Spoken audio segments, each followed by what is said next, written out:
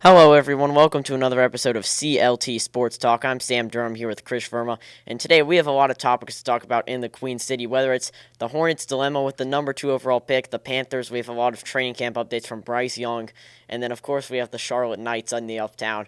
As Chris, first we're going to talk about the number 2 pick, as it was talked about on Get Up this morning that Zion Williamson would only be traded for a top 3 pick, which means that he's not going to go to San Antonio because they are locked in on Victor Wembanyama. That means that he's either going to the Portland Trailblazers or the Charlotte Hornets. Krish, what do you think about a potential trade for Zion Williamson and having to forfeit Scoot Henderson or Brandon Miller? Well, it would be interesting for sure to see how it plays out for Charlotte, knowing that Zion is very limited when he plays. He's only played 114 games throughout his NBA career. Now, Zion, he's a phenomenal player when he is on the floor, but taking a risk like this, which he can only play maybe 15 to 20 games next season, and there's another injury that comes out of nowhere, then those 26 points per game that you get from Zion just dissolve into thin air when you could have had and try to grow a prospect like Brandon Miller or Scoot Henderson, which is what the Hornets, I think, should do with the number 2 overall pick. Well, that's been talked about a lot, but what hasn't been talked about is the Miles Bridges situation. He has the longest suspension in the Adam Silver era of 30 games. That was more than Ja Morant's 25 last week. Krish, for a new ownership group, this may not be the best image to re-sign a player like this as their first transaction. Do you think the Hornets should part ways with Bridges or to keep with him at the 4/3 position on the floor and not worry about what's going on outside of the Spectrum Center?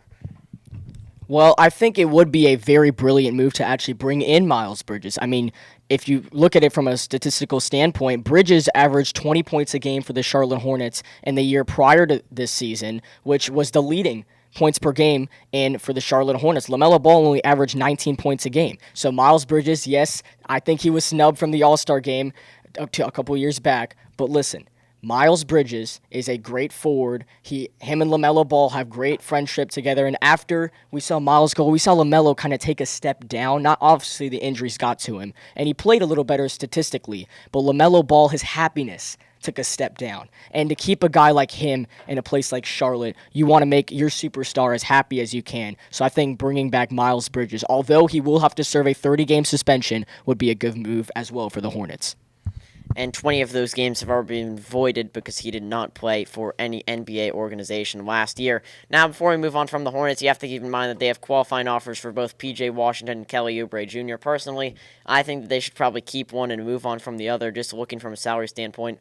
LaMelo Ball is eligible for a 5-year, $202 million extension this offseason, and we obviously know the Hornets, they don't have much money in that piggy bank of theirs.